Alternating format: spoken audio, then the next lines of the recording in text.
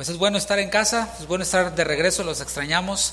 Vamos a la palabra de Dios. Le voy a invitar a que la abra conmigo en la segunda carta a los Corintios, capítulo 7. El día de hoy pues vamos a estar ahí en los versículos 3 al 16 del capítulo 7. No tenemos proyector, así que va a tener que estar ahí en su Biblia, bien atento. Vamos a estar casi en la porción, vamos a ver solamente unos cuantos versículos, además de la porción que nos toca ver el día de hoy. Pero estemos ahí en 2 Corintios 7, versículo 16, vamos a tomar como base. Y después nos vamos desde el 3 hasta el 16. El título de esta enseñanza es Afirmando la confianza. Es el tema número 12 de esta serie, Cuidando el rebaño. Segunda carta a los Corintios, versículo a versículo. Estamos ya a más de la mitad. Dice el versículo 16, segunda a los Corintios 7, 16. Me gozo de que en todo tengo confianza en vosotros. A lo largo de esta carta, segunda a los Corintios, hemos visto al apóstol Pablo defendiendo su ministerio. Esta defensa del apóstol Pablo ha incluido una invitación que incluso ha sido ya hasta un ruego para que los corintios confiaran en el apóstol Pablo, para que los corintios confiaran en sus colaboradores, quienes trabajaban y ministraban junto con el apóstol Pablo. Estos corintios habían decidido, porque es una decisión, desconfiar de Pablo a causa de la influencia de los falsos apóstoles, quienes se introdujeron allí a estas iglesias, a esta red de iglesias que el apóstol Pablo fundó. Se introdujeron estos falsos apóstoles y empezaron pues a influenciar y a provocar desconfianza, a causar desconfianza en los corintios. Recordemos cómo Pablo invitó a los corintios a que confiaran en él. Ahí en el versículo 13 del capítulo 6, te lo voy a leer en la Nueva Traducción Viviente, solo para recordar y hacer un pequeño repaso en donde nos quedamos. Pablo les dijo así, 2 Corintios 6:13, versión Nueva Traducción Viviente: les pido que respondan como si fueran mis propios hijos. Ábranos su corazón. Él está pidiendo una respuesta, rogando por una respuesta. Y es que los ministros no solamente hablamos como si fuéramos una grabadora, ¿verdad? Hay una relación y hay una expectativa de parte de aquel quien pastorea una iglesia. ¿Una expectativa de qué? De ver el crecimiento espiritual, la madurez y este fructificar de los discípulos a quienes estamos sirviendo. Así que el apóstol Pablo le está diciendo junto con sus colaboradores: por favor respondan como si fueran mis propios hijos, ábranos su corazón. Ellos comenzaron a desconfiar de Pablo a causa, como dije, de esta influencia de los falsos apóstoles, los cuales pues no llegaron a edificar la iglesia, no llegaron a predicar una enseñanza sólida, no les interesaba el crecimiento espiritual de los corintios. Lo único que les interesaba a estos falsos apóstoles era desacreditar al apóstol Pablo, quitarlo de la ecuación, removerlo del mapa, y empezaron a trabajar por medio de calumnias. Una calumnia es algo que se inventa de una persona. Mientras que es cierto o no es cierto, pues ya la imagen de la persona pues ya se manchó. Y la confianza en la persona se pierde, mientras que es cierto o no es cierto. La tendencia natural es a decir, pues no sé si sea cierto o no, pero por si acaso, ¿verdad? Como que surge una desconfianza. ¿Te ha pasado? ¿Alguna vez te han dicho algo de alguien? Te dicen, oye, a mí se me hace que Benjamín es esto, ¿no? Por poner un ejemplo. Y no este Benjamín, otro Benjamín. Y de pronto tú dices, ¿será? No, sí, se va la persona. Y con esas simples palabras ya tú comienzas a ver al hermano Benjamín así como diferente, ¿no? Como, ¿será o no será? Y es algo terrible, hermanos, así que debemos de tener cuidado con lo que nosotros hablamos. Bueno, estos falsos apóstoles llegaron hablando así del fundador de esta iglesia, del apóstol Pablo, y Pablo les ruega en el capítulo 7, en donde estamos, versículo 2, les ruega así, les dice, por favor. Otra vez en el versículo 13, capítulo 6 les hizo el ruego. Capítulo 7, versículo 2 les dice, por favor, ábranos su corazón. Otra vez, no le hemos hecho mal a nadie, ni hemos llevado a nadie por mal camino, ni nos hemos aprovechado de nadie. Esto lo está diciendo el apóstol Pablo. O sea, lo que está diciendo Pablo es, de esto nos acusan, pero pues esto no ha ocurrido en realidad. Seamos objetivos cuando alguien viene y nos trae una calumnia de alguien o una información de alguien que pues realmente no nos edifica, más bien pues nos desvía del buen camino. Así que seamos objetivos y digamos, bueno, eso es verdad, y si no es verdad, desechémoslo y exhortemos a aquella persona para que abandone esa actitud que es dañina. Pablo sabe que para poderlos pastorear es necesario que confíen en él. La vida de un creyente es una vida de confianza. ¿Te has puesto a pensar en eso? Confianza es igual a fe. Y la palabra dice que el justo por la fe vivirá.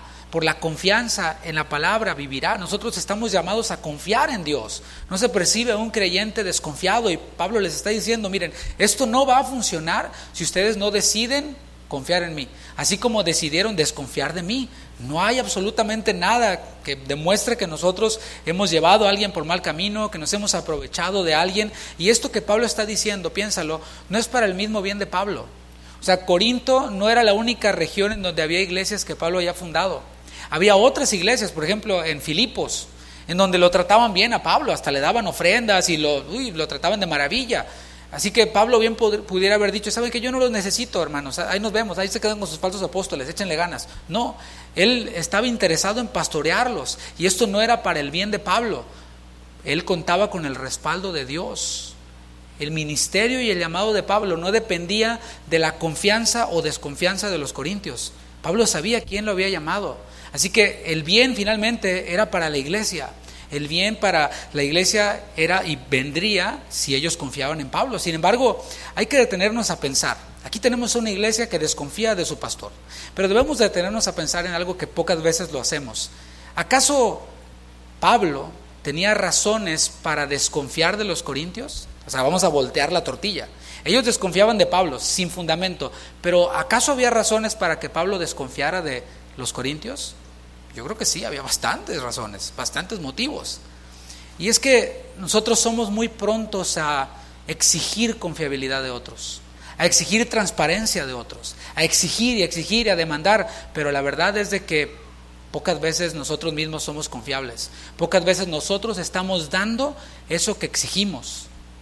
¿Cuántos dicen ouch, aunque sea? Pues no, pues si no puedes decir amén, diga ouch. ¿Sí o no? Tendemos, a ver, que sean confiables y que sean transparentes. Y tú, ahí ya como que cambia el asunto, ¿no? Hay quienes dicen cosas como estas. Bueno, pues que el pastor o el ministro, etcétera, se gane mi confianza, como si fuera un trofeo, como si fuera un concurso, o qué onda, ¿no? Pero esas mismas personas quienes demandan esto, que el pastor se gane mi confianza, o que el ministro o el maestro se gane mi confianza, son personas que no son confiables. Pues lamentablemente me he topado con esto, ministerialmente hablando. Quienes más demandan son quienes menos dan. Quienes más demandan, pues a ver, gánate mi confianza, son quienes más inconstantes son, quienes más desleales son, quienes hasta mentirosos son. Y dices tú, bueno, pues ¿cómo exiges algo que tú no estás dando? Para interpretar y aplicar mejor este pasaje, vamos a repasar algunos elementos que son importantes de esta carta, y vamos a recordar algunas cositas que deben de estar ahí en nuestra mente cada vez que la leamos. Número 1, debemos de recordar que esta carta es particular. Esta carta es particular y es diferente en muchos sentidos a las otras cartas de Pablo. Parece como si fuera un diario en donde Pablo está escribiendo, pues así como sale todo, sin editar, no hay ediciones aquí. Otro elemento que debemos de considerar es que Pablo había hecho una visita a Corinto, pero fue una visita rápida. No fue como siempre las hacía, sino que pues, fue una visita de entrada por salida.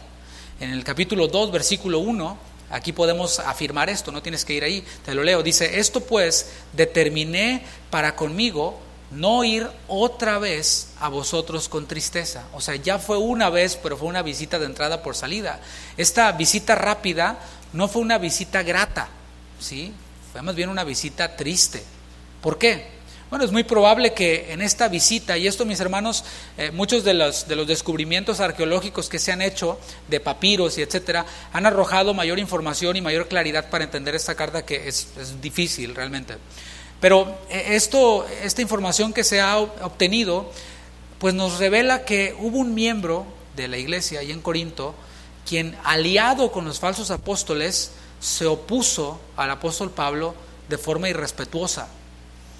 Incluso algunos se atreven a pensar que esta oposición fue una oposición hasta violenta. Imagínate a alguien poniéndosele al tú por tú al pastor. Una vez a nosotros aquí nos dijeron, a los líderes y a mí, ustedes son unos pip, ¿no? Y nos dijeron, no puedo decir palabras que nos dijeron aquí, ¿no? Así, ustedes son esto y aquello. Y bueno, y esto más o menos es lo que ocurrió allá en Corinto. Así que Pablo, en vez de ponerse al tú por tú con esta persona pues violenta, agresiva, difícil, problemática, lo que hizo Pablo fue mejor salir de ahí, irse.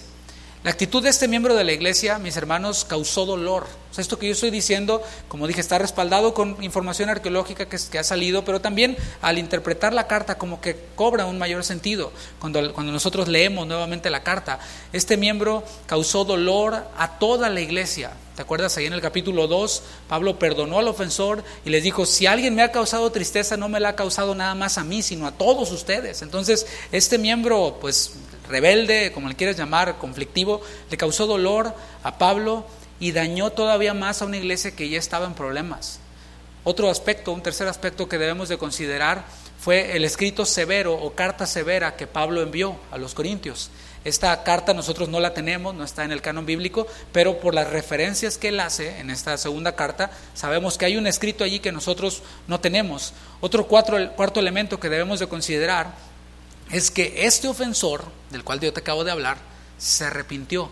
Algunos interpretan como que este ofensor arrepentido es aquel joven o varón de la primera carta, capítulo 6, que cayó en adulterio o estaba en adulterio con la esposa de su padre.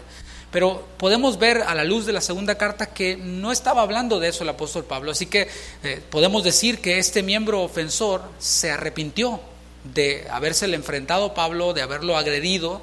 Y Pablo, mostrando este corazón cristiano, o sea, no es ningún gran logro, sino es la naturaleza nueva que hay en nosotros, Pablo lo perdona sin problema. Se gozó más bien por el arrepentimiento de este miembro arrepentido. Y también invitó a los corintios para que perdonaran a este ofensor. Otro quinto elemento que debemos de considerar es Tito. Tito fue enviado por el apóstol Pablo para llevar esta carta dolorosa o este escrito doloroso. Pero Pablo, en el capítulo 2, versículo 13, vemos que estaba ansioso porque no se había encontrado todavía con Tito. Dice, pues ¿dónde está Tito? No tengo respuestas ni noticias de Tito.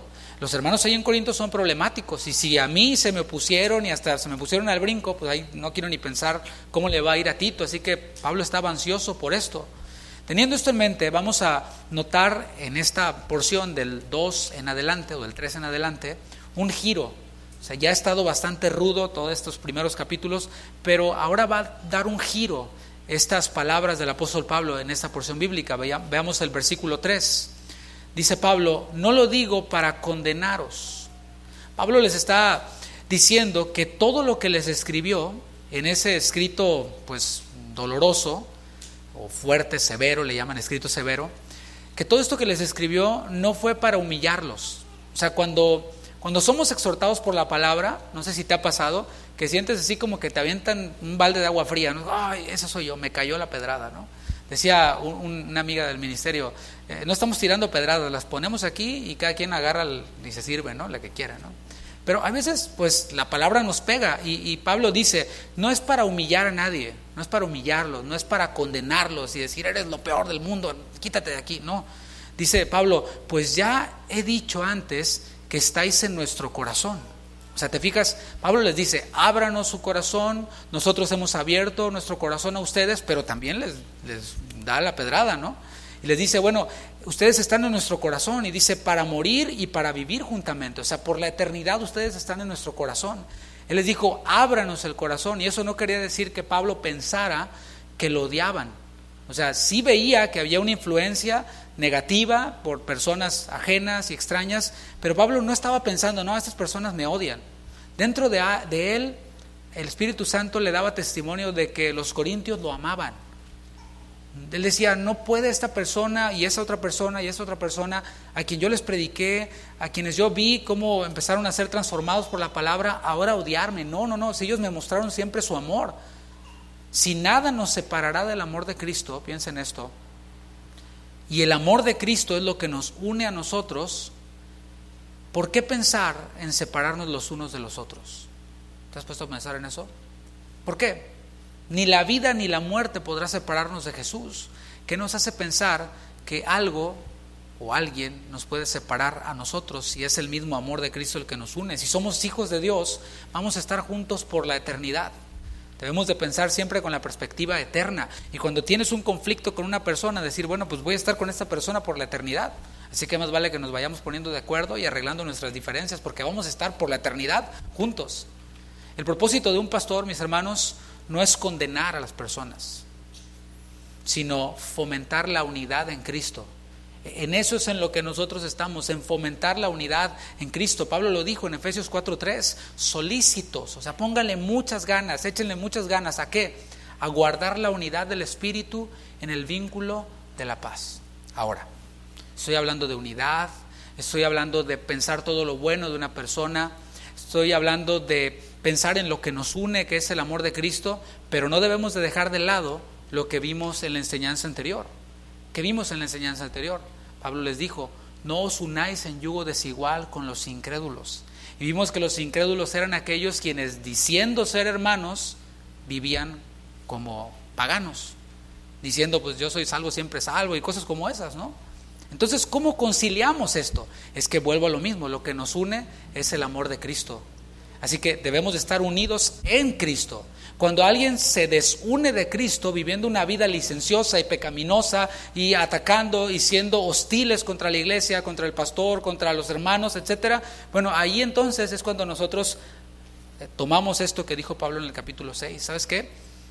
Me aparto, salgo de allí si ya estoy adentro. ¿Por qué? Porque eso no contribuye con mi edificación y me uno con aquellos quienes desean glorificar a Dios. ¿Cuántos dicen amén? Ahora sí, versículo 4. Dice Pablo, mucha franqueza tengo con vosotros. Y esto es lo que le va dando forma a esta enseñanza. ¿Por qué? Porque la palabra franqueza que vemos ahí, nosotros la entendemos como alguien quien es bien transparente para hablar, ¿no? Alguien quien no tiene filtro. Esa persona es bien franca, o sea, es el que no tiene filtro, el que habla así nomás.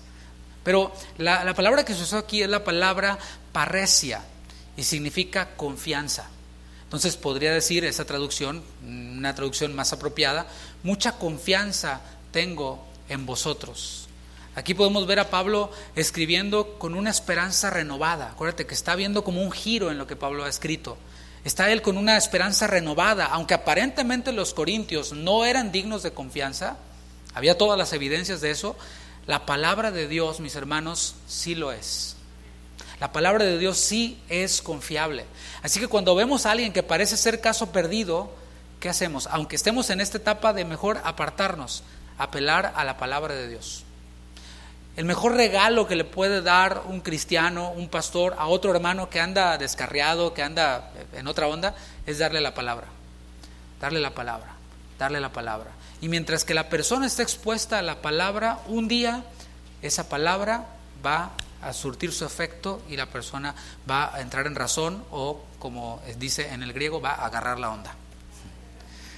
Aquí podemos ver a Pablo escribiendo entonces con una esperanza renovada, a pesar de que aparentemente ellos no eran dignos de confianza, la palabra sí lo era, y él confiaba en que la palabra de Dios iba a hacer su efecto.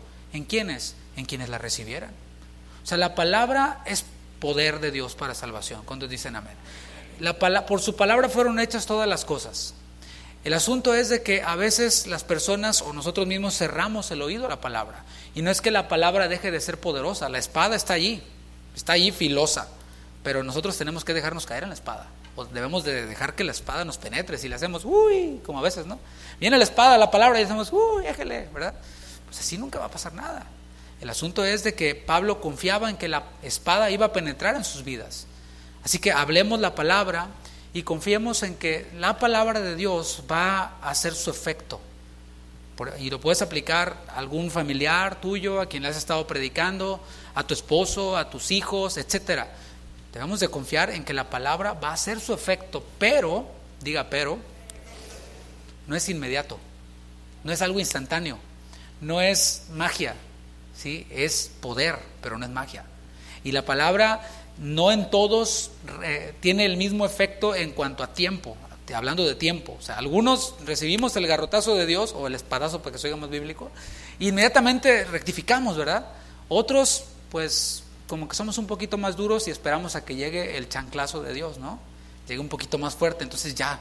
Otros de plano esperan estar como el hijo pródigo, ¿no? Allá comiendo cerdos y todo, y bueno, vuelven en sí un día y se acuerdan de lo que la palabra fue sembrada en su corazón y entonces recapacitan y regresan. Bueno, hay diferentes clases de creyentes.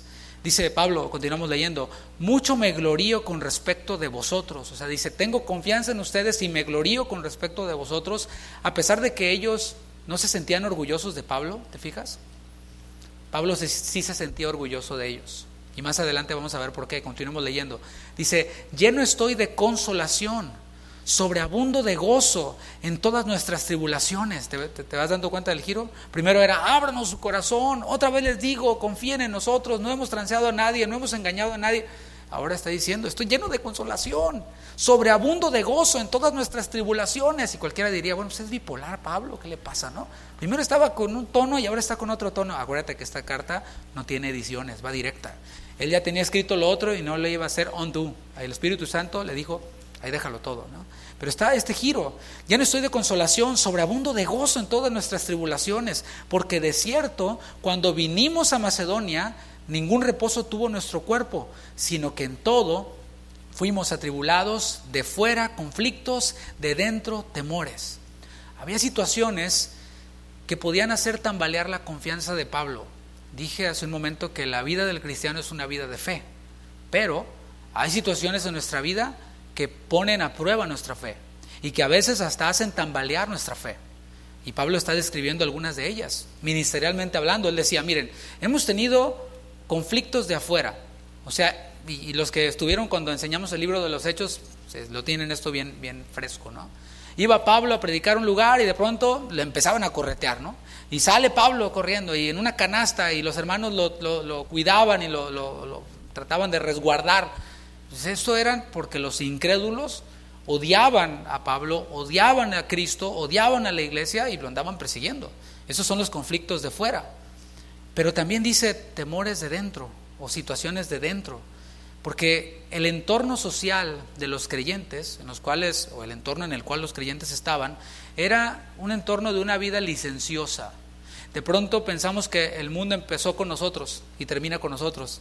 Decimos, no, es que los tiempos están bien feos. Pues mira, desde tiempos de Sodoma y Gomorra ya estaba horrible y mira cuántos miles de años. O sea, siempre ha habido una generación perversa. De esto vamos a hablar un poquito más adelante en las enseñanzas de los domingos.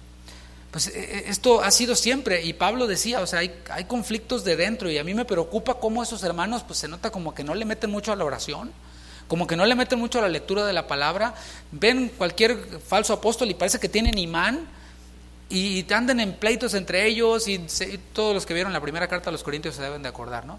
Dice Pablo, y están en un entorno social licencioso, pecaminoso, y algunos de ellos eran arrastrados hacia eso, hacia la idolatría que traía consigo prostitución y muchas otras cosas, ¿no? Y también la influencia de los falsos apóstoles, era un conflicto de dentro, y Pablo se sentía en conflicto por dentro, lo cual de pronto hacía tambalear su fe, como todo ser humano. Pero a pesar de eso, internamente, dice Pablo, estoy lleno de gozo. Y tú dices, ¿cómo es eso? O sea, puedes estar en conflictos de fuera, conflictos de dentro, alguna incertidumbre, pero por dentro, dice Pablo, estoy gozoso. Y es que el gozo del cristiano no es circunstancial, no depende de las circunstancias. En el mundo, el hombre necesita elementos externos que le traigan placer, que le traigan felicidad. Llámale como le llames. Alcohol, relaciones sentimentales, etcétera, y esto me trae felicidad, y ya te inyectaste tu dosis de Netflix o tu dosis de Facebook y de entretenimiento y lo que sea, ya, y sube como espuma y baja otra vez, y luego te sientes con la cruda, ¿no? La cruda moral, y dices, ay, ¿cuánto me gasté? Y empiezas así, ¿no?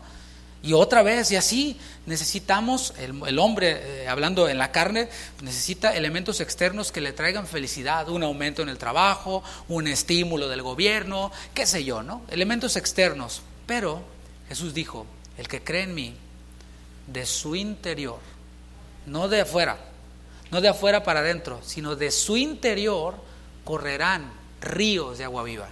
No dice unas salpicadas, unos chisguetillos ahí, no, pues unas salpicadas, no. Dice, correrán ríos de agua viva. Y esto es cuando nosotros tenemos al Espíritu Santo, podemos entender esto, que el gozo no depende de circunstancias. Por eso decía Santiago también, ¿no? Hermanos, tengan por sumo gozo cuando os halléis en diversas pruebas. Esas cosas solo se disciernen espiritualmente, porque el hombre que no tiene el Espíritu, eso no lo puede entender. ¿Cómo es posible que vas a estar todo garroteado y están dudando de ti, te están difamando y lo que tú levantaste está derrumbando, se está desmoronando y todavía dices que tienes gozo? No, hombre, estás bien loco. Bueno, eso se discierne espiritualmente.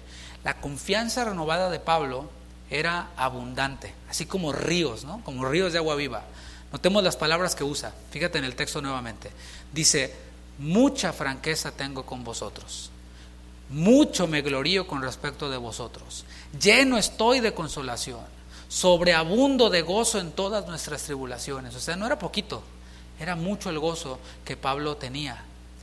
Y quizás a estas alturas te preguntes, como yo me pregunté cuando estaba leyendo esta porción, ¿está hablando Pablo de la misma iglesia la cual había perdido la confianza en él? O sea, ¿es la misma iglesia? ¿Qué ocurrió?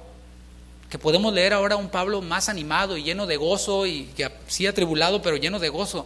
Bueno, versículo 6: pero Dios, que consuela a los humildes, nos consoló con la venida de Tito. Ahí está Tito otra vez. Y ya en el capítulo 1 habló acerca de la consolación, cómo el Espíritu Santo nos consuela para que nosotros consolemos a otros. Pero si queremos consolar a otros, tenemos que padecer aflicciones para poder disfrutar de la consolación. Y aquí nuevamente habla de la consolación de Dios, y vemos ya en la práctica esta consolación de Dios. La consolación, ¿quién la disfruta, mis hermanos? Obviamente el que está sufriendo, pero hay algunos quienes están sufriendo y ahora sí que pues ni la tempestad lo hace que se arrodille, ¿verdad? Ahora, aquí vemos que entonces la consolación es para el que está sufriendo, pero dice aquí para el humilde. Pero Dios que consuela a los humildes. ¿Quién es humilde según Pablo?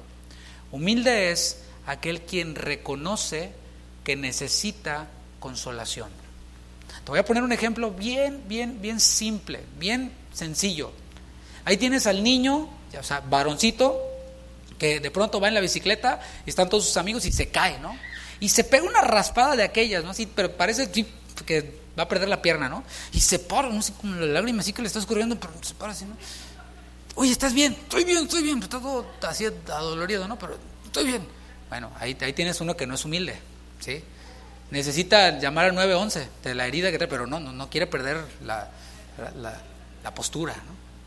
Bueno, la consolación no es para aquel quien dice que está todo bien. Si tú dices, oye, si viene alguien y te dice, un hermano, el pastor, quien sabe, oye, hermano, ¿cómo estás? Sabes que la persona no está bien, sabes. Y le dices, ¿cómo estás? ¿Todo bien por los siglos de los siglos? Amén. ¿Ahí tienes a un humilde? No. Ahí tienes a un sabio en su propia opinión, a un autosuficiente que dice, yo no necesito de ti ni de nadie. Dios y yo, cálmate, pues, ni que fueras quién o qué, ¿no? El Señor utiliza a personas para consolar. Dios nos consuela, siempre es así. Dios nos habla, Dios nos pastorea en su palabra, pero en su palabra nos dice, hay pastores. O sea, siempre Dios utiliza canales, utiliza personas. Dios nos consuela en su palabra, en la comunión con Él, sí, pero también Dios utiliza a personas. Y para que las personas nos consuelen, tenemos que abrir nuestro corazón y decirle, mira, estoy pasando por esto, tengo esta necesidad. Ok, adelante, oramos por ti, te aconsejamos en la palabra, etcétera, etcétera, ¿no? Pero el que dice que está todo bien, pues no es humilde y se cierra la puerta a la bendición de ser consolados. ¿Qué es lo que estamos viendo aquí? Pablo está diciendo, recibimos consolación por medio de Tito. Así hablando bien carnalmente, si quieres, ¿no? ¿Quién tenía mayor jerarquía? ¿Tito o Pablo?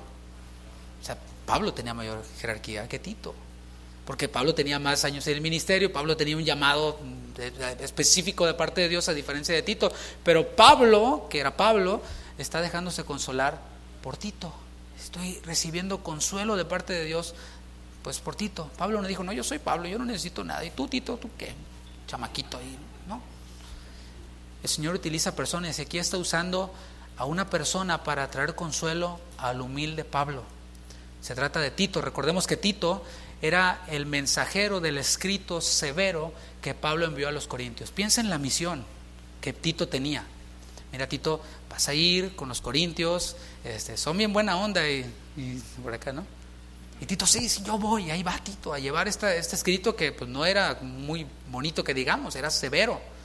Pablo había estado sin reposo en su espíritu porque no había hallado a Tito y no sabía cuál había sido la respuesta de los corintios ante esta carta o este escrito severo. Decía, ¿cuál habrá sido la respuesta? Versículo 7 dice, y no solo con su venida, sino también con la consolación con la que él había sido consolado en cuanto a vosotros. Tito fue consolado primero. O sea, él recibió el privilegio, ¿no? La primicia del consuelo de ver algo ahí en los Corintios que vamos a ver. Y luego Tito consuela a Pablo. Y es que sí funciona estar unidos entre hermanos. Yo recibo consuelo y luego consuelo a otro. Y las situaciones difíciles que nosotros pasamos, pues nos sirven para enseñar a otro que después está pasando por lo mismo que nosotros. Y si estamos viviendo alguna bendición o el fruto de alguna bendición en obediencia, ¿qué hacemos? Se lo pasamos a costo a otros. Mira, hermano, yo le hice así con tus hijos o en el negocio, qué sé yo, el Señor me dio esa sabiduría y yo le hice así y te lo paso a costo, y la persona recibe esta bendición y este gozo, este consuelo, como le llama aquí. ¿Cuáles fueron las noticias que Tito le dio a Pablo? Ahora vamos a ver en qué consistió este giro o estas noticias que le dio Tito a Pablo. Dice, haciéndonos saber de vuestro gran afecto, vuestro llanto, vuestra solicitud por mí, de manera que me regocijé aún más. Ya estaba regocijado porque el gozo fluye de dentro hacia afuera, pero hay situaciones externas que pues, nos ayudan a que el gozo sea más abundante, ¿no? Cuando vemos a alguien quien está progresando espiritualmente, pues nuestro gozo sube todavía más, ¿no? Los corintios, entonces lo que vemos aquí es que se arrepintieron. O si estabas pensando, pues ¿qué habrá pasado con estos corintios? Pues ¿qué crees? Se arrepintieron.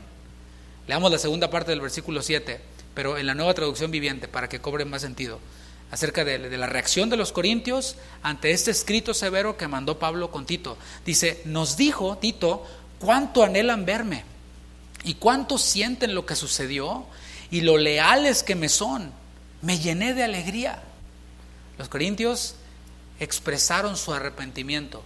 Aquí tengo poco tiempo y no puedo hablar demasiado acerca del arrepentimiento, pero el arrepentimiento es cambiar de mente, pero también implica las acciones. Arrepentimiento no es igual a remordimiento, se parece, pero no son iguales, ¿sí? Aquí ellos se arrepintieron cuando vieron el escrito severo de Pablo, se arrepintieron y lo expresaron con lágrimas, lo expresaron con palabras. No estoy diciendo que todo el que llora está arrepentido, pero sí estoy diciendo que los que se arrepienten muchas veces lloran. O sea, parece lo mismo, pero no lo es. Ellos lloraron al ver esto, al ser contristados y decir, sí, la regamos horrible. Y lo expresaron con palabras. ¿Cuáles fueron sus palabras? Lamentamos lo que sucedió. Lamento mucho lo que sucedió. Si pudiera regresar el tiempo, hubiera cambiado las cosas. Hubiera hecho diferente. La pregunta para nosotros es, ¿nosotros nos gozamos así como Pablo se está gozando cuando alguien quien nos ofendió, voy a irme más al hueso, alguien quien nos ofendió nos dice que está arrepentido? Nos dice, ¿sabes qué? Pues lamento lo que sucedió, quisiera poder deshacer lo que hice, que obviamente te ofendió, que obviamente te causó tristeza, que obviamente te causó dolor, lo lamento, perdóname. ¿Realmente nos da gozo o deseamos que la persona fuera destruida, ¿no? Al estilo Jonás? No. Yo sabía que era Dios bueno y misericordioso y por eso mejor no les hablé del arrepentimiento, porque yo quiero que así te los fulmines a todos. ¿Deseamos acaso que las personas quienes nos ofendieron sean destruidas a pesar de eso? Ya está mal, pero a pesar de que se están arrepintiendo y están expresando su dolor. Fíjate lo que dice Gálatas 6:1.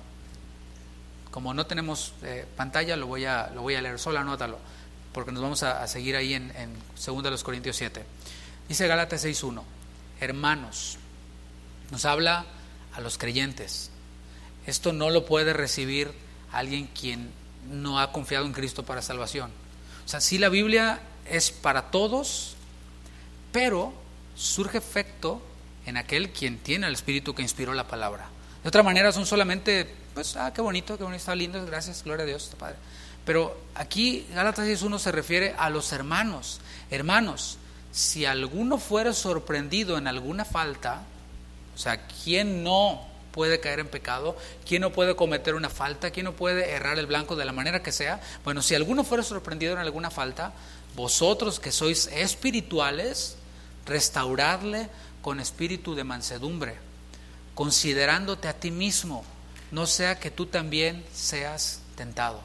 En la próxima enseñanza vamos a ver a Pablo restaurando a los corintios, dando por hecho que se arrepintieron.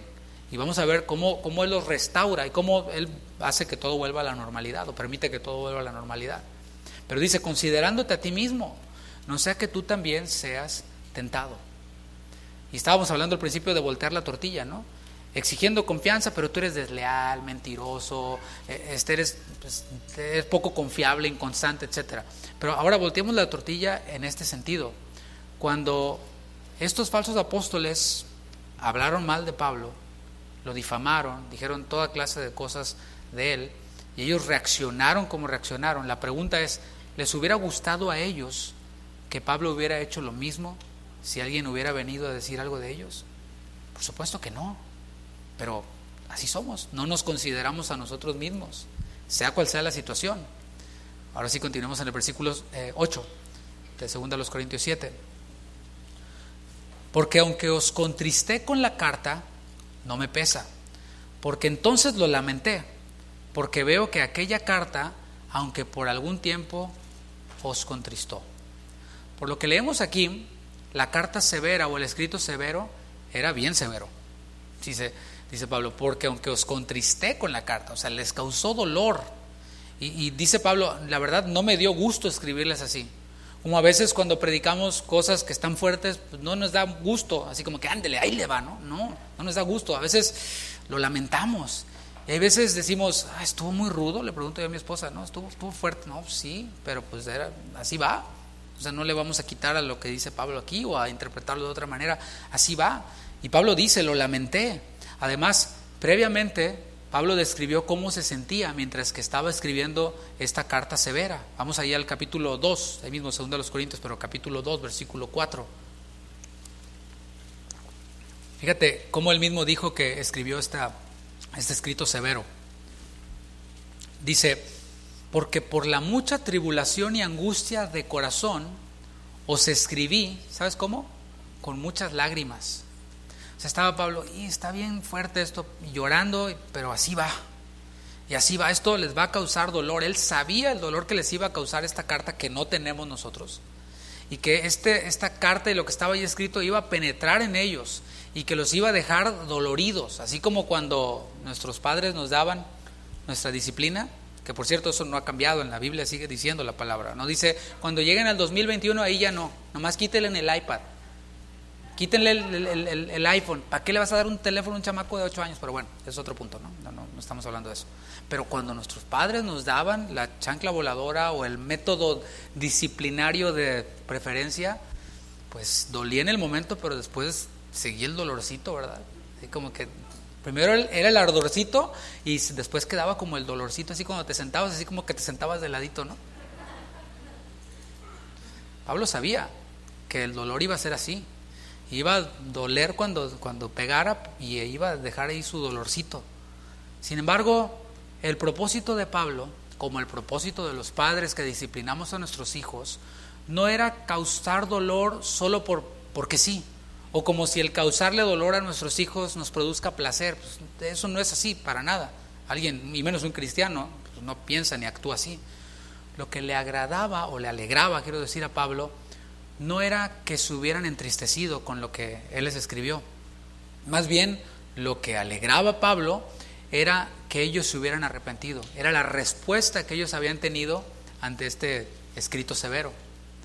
Dice el versículo 9, ahora me gozo, no porque hayáis sido contristados. Eso no me da gusto, sino porque fuisteis contristados para arrepentimiento. Aunque la exhortación, mis hermanos, y la disciplina son dolorosas tanto para el que la recibe, primero, ¿verdad?, como para el que la da. ¿Has escuchado esa frase? Hijo, me duele más que a ti. Y el hijo dice, nah, ¿en serio? No, sí, en serio. Sí nos duele más a los padres que a los hijos. Aunque la exhortación y la disciplina son dolorosas, tanto para el que la recibe como para el que la da, son necesarias. La exhortación y la disciplina son necesarias. Ay, no, es que, ay, qué feo, bueno, es necesario. La palabra sigue diciendo que el que no corrige a su hijo le hace daño, está dañándolo. Un cirujano, por ejemplo, tiene que abrir a la persona. Imagínate que el cirujano dijera, ay, no, pobrecito, se le va a abrir ahí. No, tiene que abrir con un bisturí, tiene que causar una herida que después cierra y que después ahí queda la herida y te deja incapacitado por varios días. Pero si esta herida con el bisturí fue para extraer un tumor mortal, pues no importa cuánto tiempo dure la herida en sanarse, si ya extirpó el tumor mortal, ¿no crees? Continuamos leyendo, dice, porque habéis sido contristados según Dios, para que ninguna pérdida padecieseis por nuestra parte. O sea, dice Pablo, si ustedes seguían por el camino en el que iban, pues los que iban a salir perdiendo eran ustedes. Ojalá esto lo entendiéramos cuando andamos con nuestros rollos. Ay, pues me voy de la iglesia. Bueno, pues aquí nosotros seguimos. O sea, por la gracia de Dios, porque Dios está haciendo una obra en esta iglesia y a Él le ha placido hacer así como está haciendo. Pero pues el que va a andar al garete eres tú, brother. O sea, tú eres el que va a andar ahí como paracaidista en un lado, en otro, sin calentar huevo, y tarde o temprano, ¿qué va a pasar? Pues vas a terminar apostatando.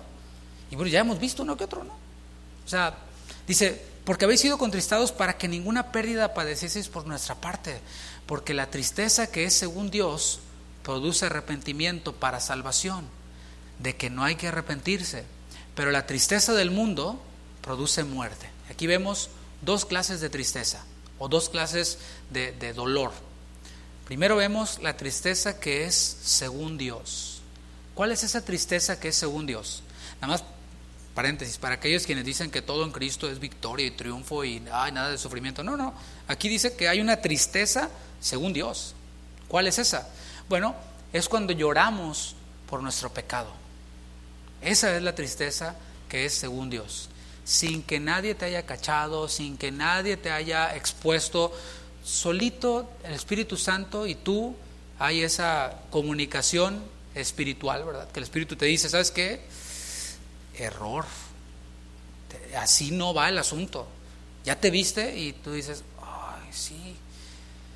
Y empiezas a llorar y dices, otra vez con esto, Señor, miserable de mí. Esa es la tristeza según Dios, cuando lloramos por nuestro pecado. ¿Por qué? Porque no es que hice esto y me va a traer consecuencias. No, es ofendió a Dios. Así ve el hombre espiritual el pecado, el que sea. No hay pecado chiquito o pecado menor o mayor, no, Dios es santo y cuando yo peco estoy ofendiendo a Dios y su santidad. Eso debería de hacernos llorar. No es, a ver, ¿y el otro por qué no? Eso es no tener un entendimiento de la santidad de Dios. Pero la tristeza que es según Dios es cuando lloramos por nuestro pecado, porque ofende a Dios y por consecuencia afecta a los hermanos, rompe la armonía entre los hermanos. Por ejemplo, aquel miembro quien fue hostil con Pablo, el que se le puso al brinco a Pablo. Bueno, este miembro no solo le causó tristeza a Pablo, y no porque fuera una ofensa personal, y porque me dijo esto o aquello, porque me levantó la voz.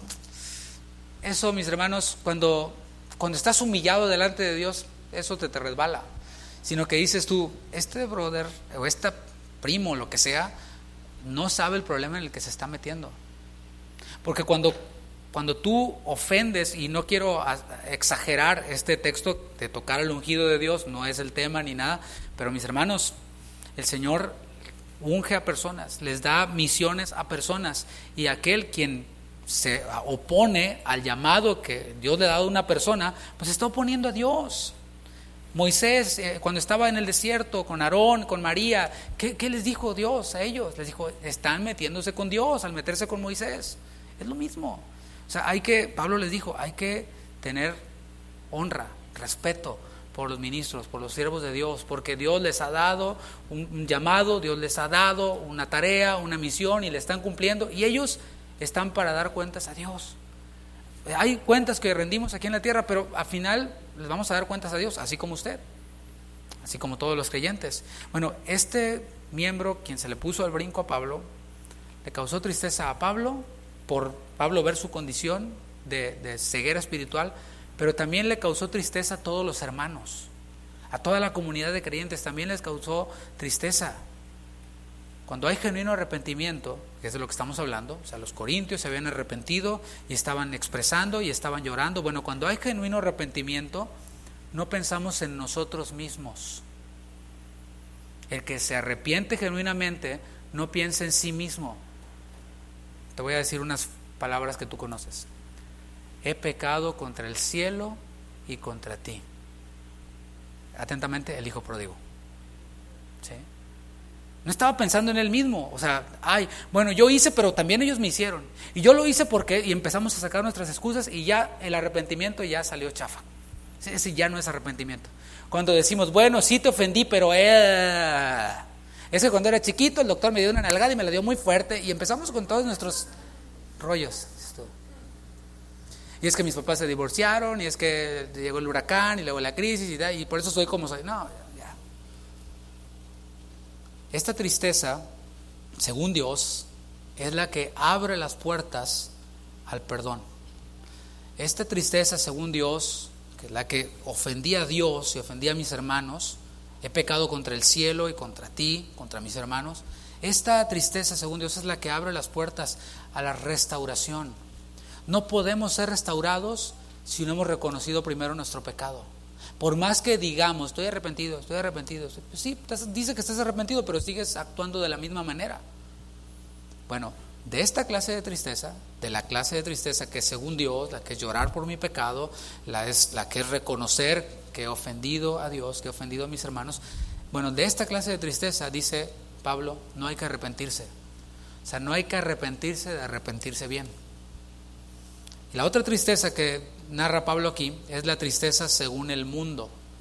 La tristeza según el mundo es cuando las personas se lamentan por lo que hicieron porque los cacharon. Esa es la tristeza según el mundo. Andaban haciendo sus rollos y de pronto alguien los grabó y ¡pum! Los avientan ahí, ¿no? Los exponen y ¡ay, sí! Me siento mal por lo que hice. Bueno, esa es la tristeza según el mundo. Es la tristeza causada porque voy a perder privilegios que tenía. Tenía yo privilegios y ahora que me cacharon por lo que hice, pues voy a perder mis privilegios. Entonces sí lloro por eso. O porque el pecado es expuesto, o sea, una es porque me cacharon y la otra es porque pues ya mi pecado se expuso. Y este pecado expuesto estorba con mis planes. Esa es la tristeza según el mundo. Esta tristeza según el mundo está dispuesta a aceptar un castigo, pero solo para recuperar privilegios. No sé si me estoy comunicando.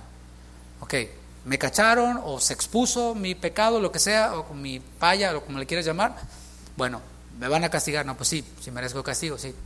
Pero lo voy a aceptar, pero para después recuperar mis privilegios. Esa es la tristeza según el mundo. Pero si pudiera evadir el castigo de alguna u otra forma, mucho mejor, y así recuperar mis privilegios. Allí, mis hermanos, no hay verdadero arrepentimiento.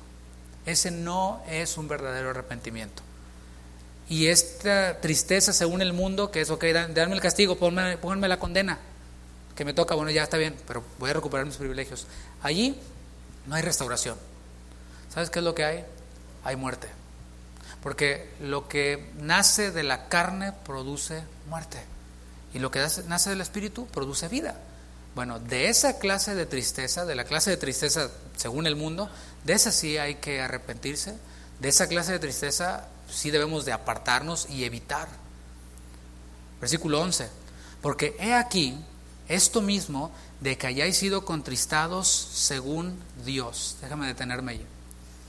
A continuación, Pablo va a describir los frutos de la carta severa, de este escrito severo que él hizo.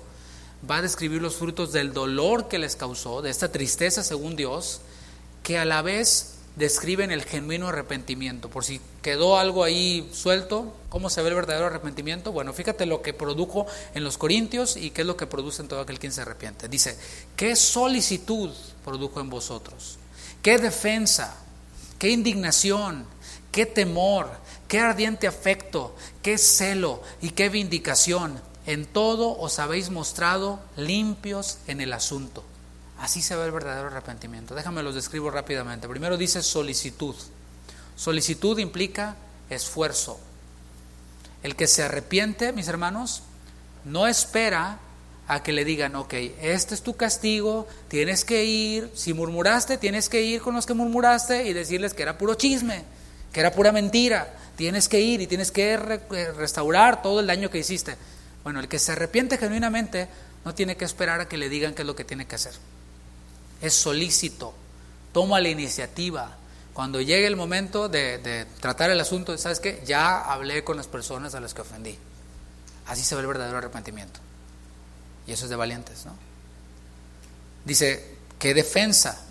Defensa implica, en el contexto de ellos, reconocer que la intención de ellos no era dañar a Pablo. Ahora, que su intención no fuera dañar, no omitía que habían causado daño. No sé si me estoy comunicando. Pero o sea, ya está el daño hecho, pero no era mi intención. Esa era su defensa y es válida.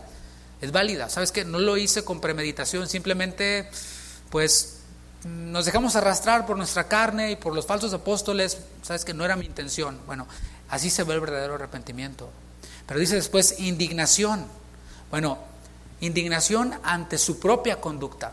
¿Sabes qué? Estoy enojado conmigo mismo por la manera en la que me conduje.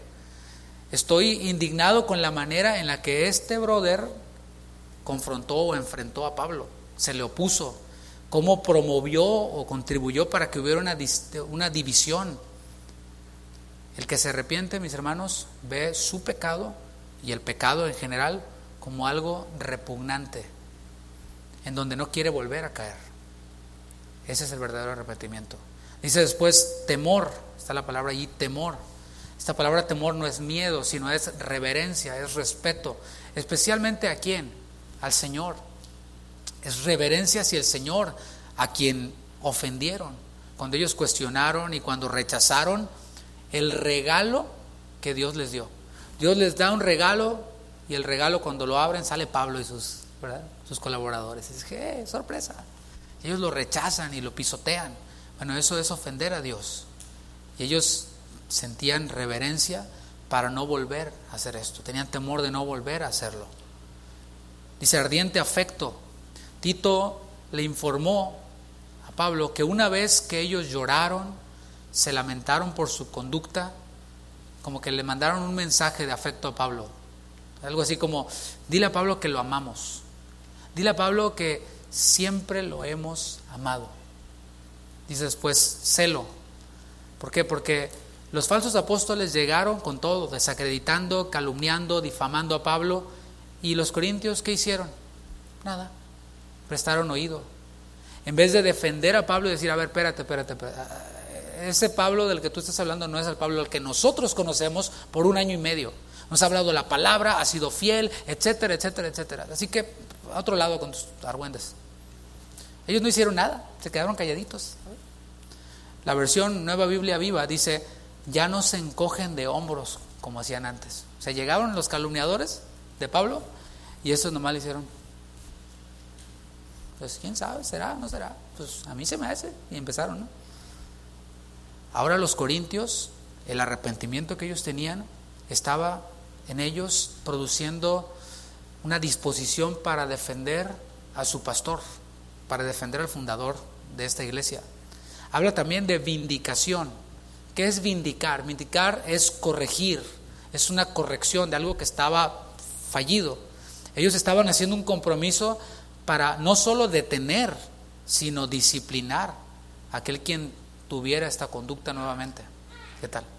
¿Por qué digo esto, mis hermanos? Porque la maledicencia, la calumnia, todo esto mina el crecimiento de la iglesia. Hay iglesias que no crecen, ni espiritual, ni numéricamente. ¿Por qué? Porque este cáncer está desbordándose por todos lados. ¿Y cómo va a dar Dios crecimiento en algo que está podrido? ¿Verdad que no tiene sentido? ¿Se hace cuenta que tienes ahí un platillo que cocinaste y ya le están saliendo gusanos? Lo metes al microondas, ¿verdad? Y pues vamos a echarle salecita y ¿verdad que no? No tiene sentido. Dios no hace crecer cosas que están contaminadas con maledicencia. Esto debe de tratarse con firmeza, así como se trata cualquier otro pecado.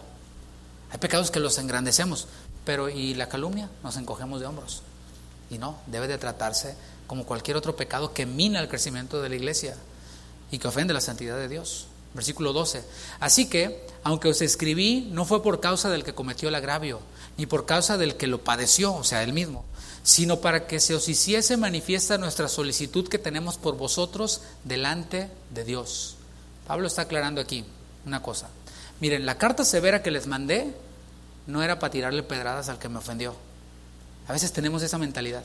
Ay, si el pastor se la pasó tirándole pedradas. No, hombre, yo no me estoy leyendo lo que dice la palabra, interpretando. Estoy leyendo, aplicando, explicando. Eso es todo. Y él dice, yo no estoy tirándole pedradas a nadie.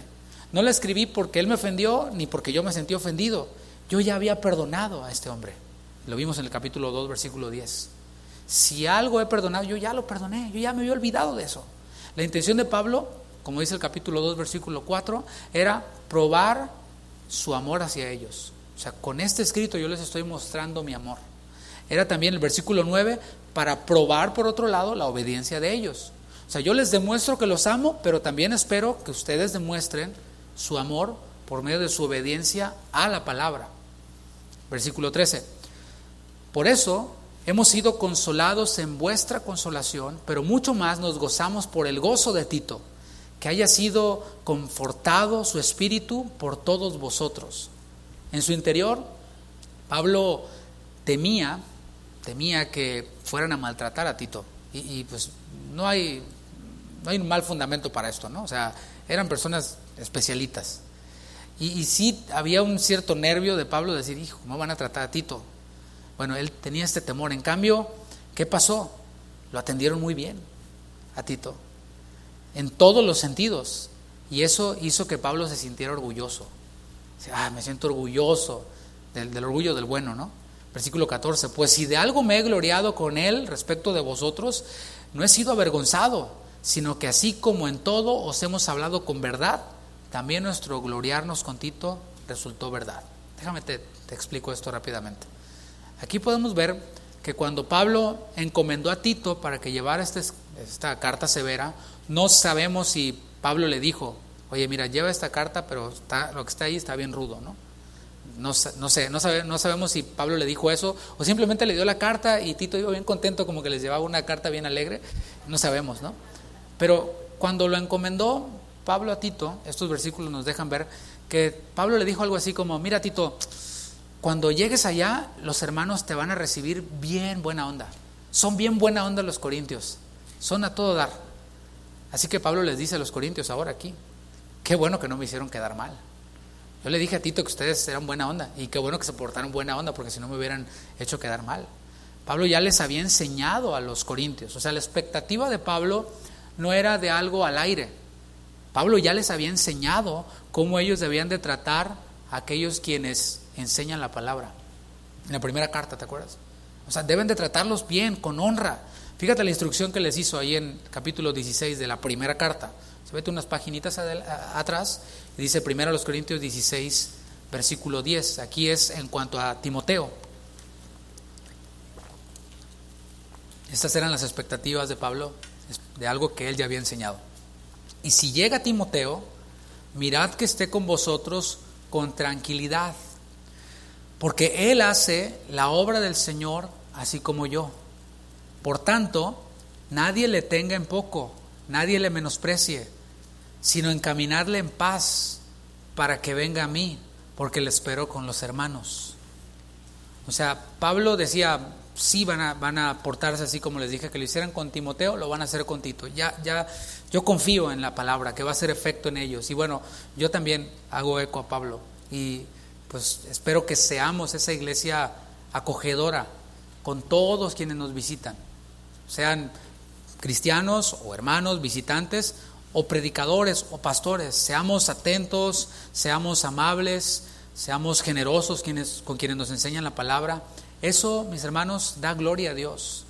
Da gloria a Dios cuando nosotros somos generosos, somos atentos, somos amables con todos los creyentes, pero hablo ahora en palabras de Jesús, aquel quien da un vaso de agua a uno de estos pequeños, lo hizo a mí. O sea, no estoy hablando nada descabellado, ni tampoco vamos a recoger una ofrenda, no, nada. Hablo en palabras de Jesús. El que recibe un profeta, recompensa de profeta tendrá. O sea, Pablo no está hablando nada que Jesús no haya enseñado, y él les estaba enseñando conforme a lo que él recibió de Jesús. Así que da gloria a Dios cuando nosotros somos amables, generosos, atentos con nuestros hermanos, y doble honra con los que nos enseñan la palabra de Dios. Versículo 15. Y su cariño para con vosotros es aún más abundante. O sea, Tito los ama mucho más de lo que los amaba. Cuando se acuerda de la obediencia de todos vosotros, de cómo lo recibisteis con temor y temblor. Los corintios trataron a Tito con respeto, con honra. Yo creo que al recordar cómo este otro brother confrontó a Pablo y se le puso al brinco, le dije, ¿tú qué? Yo creo que después del escrito severo y ver a Tito allí, como que recapacitaron y lo trataron con mucho respeto, con honra. Y esto produjo en Tito, obviamente, un cariño especial hacia ellos. Cada vez que mi esposa y yo salimos a otras congregaciones, a otras casas de oración, etcétera, y nos atienden de maravilla. O sea, a veces hasta nos sentimos incómodos en el buen sentido de todo esto para nosotros. O sea, decimos, wow, o sea, qué increíble, ¿no? Es una bendición, y eso nos hace amar y apreciar todavía más a los hermanos y orar por ellos. Esto mismo ocurrió y es algo natural. Aunque suene increíble, una iglesia tan conflictiva como los corintios, a la cual, acuérdate, Apolos, que era poderoso en las escrituras, Pablo le dijo, ¿qué onda, Apolos? ¿Vas? Y dijo, no voy. No, imagínate, tienen un partido que es Apolos, no, yo no, ahí no nos vemos, ¿no? Y bueno, pues vemos que Tito sí fue.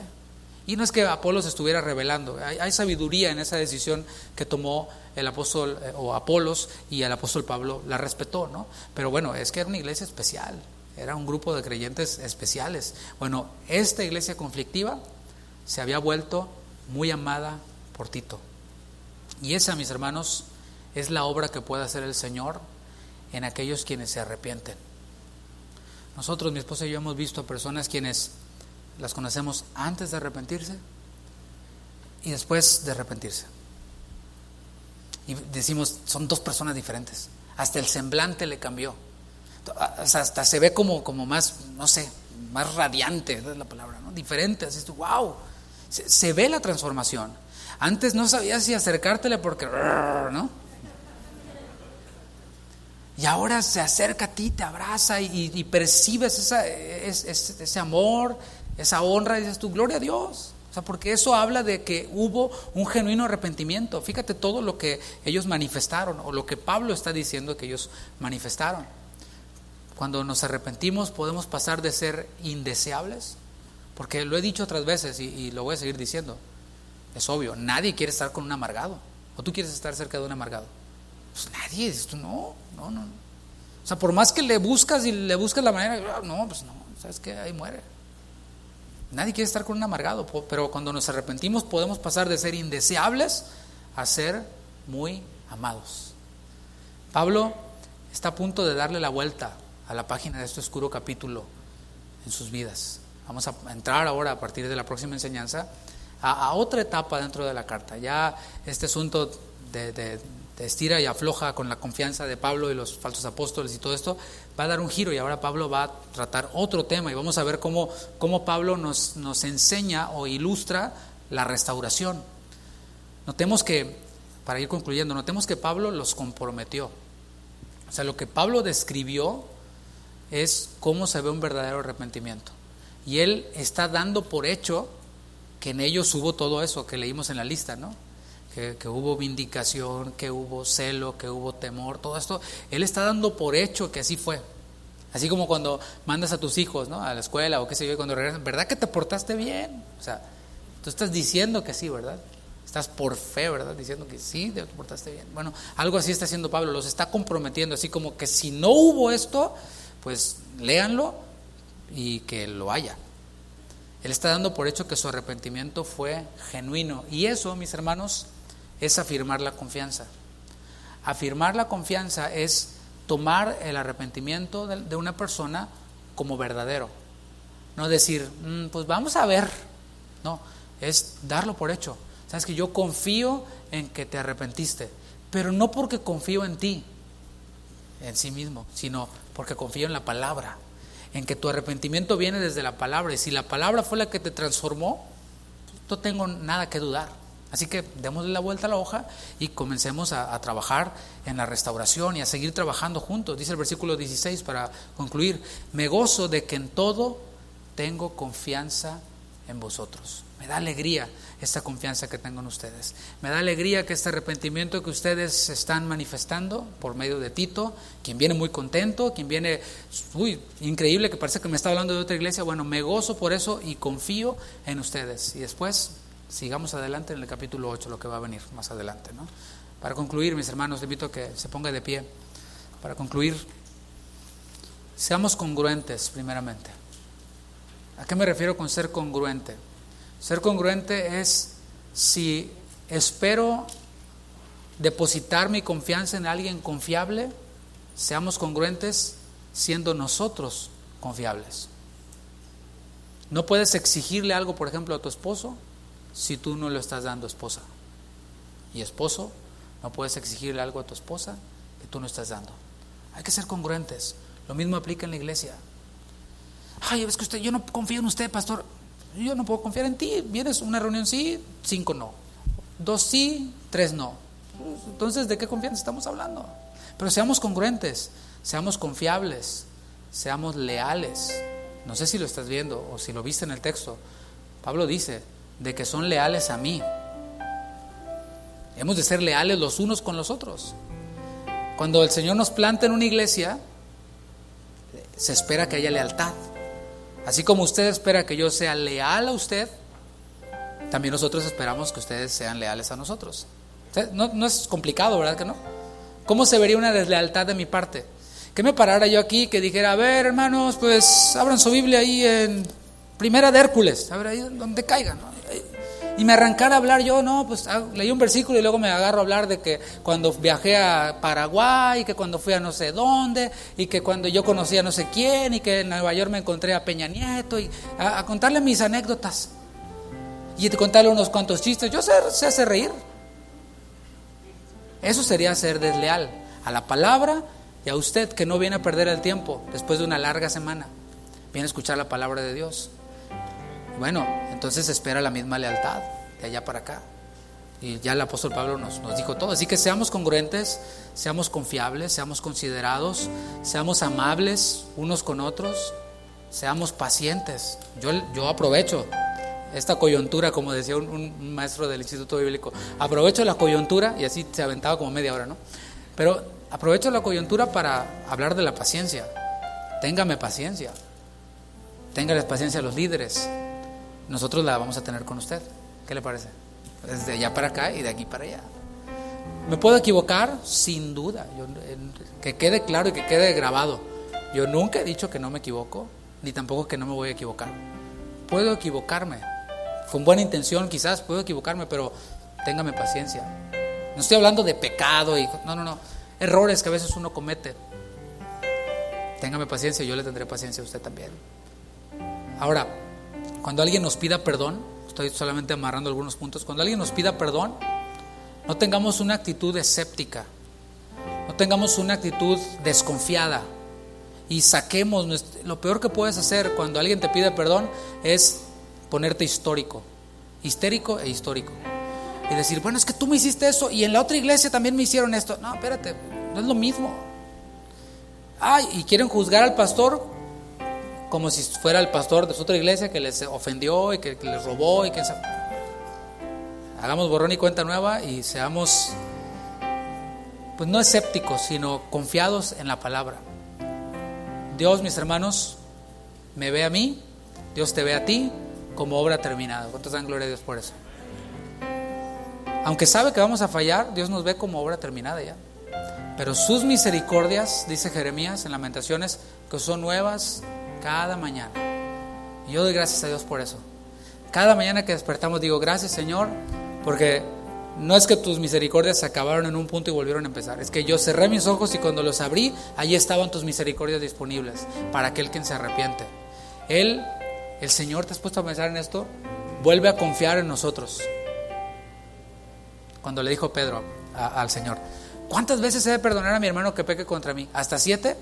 No, mi hijo, no hasta 7, sino hasta 70 veces 7. Si 70 veces 7 te pide perdón, 70 veces 7 lo perdonas, y cada vez que lo perdonaste, volviste a depositar confianza en Él. ¿Qué tal? ¿Por qué lo dice el Señor? Porque Él mismo lo hace con nosotros. Cuando nosotros la regamos y fallamos y venimos ante Él y decimos: Señor, perdóname, perdóname, el Señor nos perdona y dice: no me acordaré más de vuestros pecados. ¿No te parece eso maravilloso? Y el Señor nos restaura, y todavía, por si fuera poco, nos tiene por fieles poniéndonos en el ministerio. Si valoráramos esto, no nos andaríamos con cosas de que: ay, otra vez a mí me van a pedir que haga esto, otra vez yo, ¿y por qué no aquel? Es un privilegio servir a Dios. Decía Pablo: doy gracias al que me fortaleció, porque me tuvo por digno poniéndome en el ministerio. Habiendo sido antes yo blasfemo, perseguidor, etcétera, el Señor hizo a un lado todo eso y me puso en el ministerio. Y lo puede hacer contigo, y lo hace contigo, conmigo. Cada día, cada mañana vuelve a confiar en nosotros. Así que seamos imitadores de Dios como hijos amados. Y cuando alguien nos pida perdón, cedamos el perdón, así como Dios lo hace con nosotros. Seamos como Pablo, quien confiaba en la obra que Dios había hecho, en la obra que Dios había comenzado en los Corintios, la cual iba a perfeccionar. Y cuando hablo de los Corintios, mis hermanos, creo que es muy fácil pensar que no todos. Hubo algunos corintios que se quedaron en el camino. Hubo algunos corintios que se quedaron ahí, se fueron con su falso apóstol a no sé dónde, etc. Bueno, Pablo está cuidando el rebaño lo más que se puede, pero tampoco está obligando a nadie. Está rogando: confía en la palabra que yo te hablo, confía en nosotros, pero no te obligo. Así que seamos como él, quien confiaba en la obra que Dios había comenzado en ellos, porque no se percibe a un creyente desconfiado. Oremos. Señor, gracias por tu palabra, gracias por tu fidelidad, gracias porque por medio de esta enseñanza tú nos recuerdas, traes a nuestra memoria las misericordias que tienes para con nosotros. Qué fácil es ponerse arriba de un pedestal de perfección aparente y demandar y exigir y poner condiciones y términos que nosotros mismos, como lo hacían los fariseos, ni con un dedo movemos. Perdónanos, Señor, cuando somos escépticos o cuando no nos gozamos del arrepentimiento de personas, cuando depositamos nuestra confianza en el hombre y no en la obra que tú, Señor, haces en el hombre. Pero sabemos también que tú nos vas a ayudar, Señor, que tu Espíritu Santo nos va a fortalecer para que nuestro arrepentimiento se vea cada vez más y más genuino, se haga evidente lo que ocurrió realmente en nuestro corazón, de que tú nos vas a ayudar y a fortalecer para continuar en esta carrera de la fe, sea donde sea en esta congregación, en otra congregación, en otro país, en otro estado. Pero, Señor, queremos caminar hacia la madurez espiritual y dejar atrás todo el dolor causado por nuestro oído contaminado. Dejar que tú obres en nuestros corazones. En el nombre de Jesús. Gracias, Señor. Amén. Mis hermanos, que el Señor les bendiga.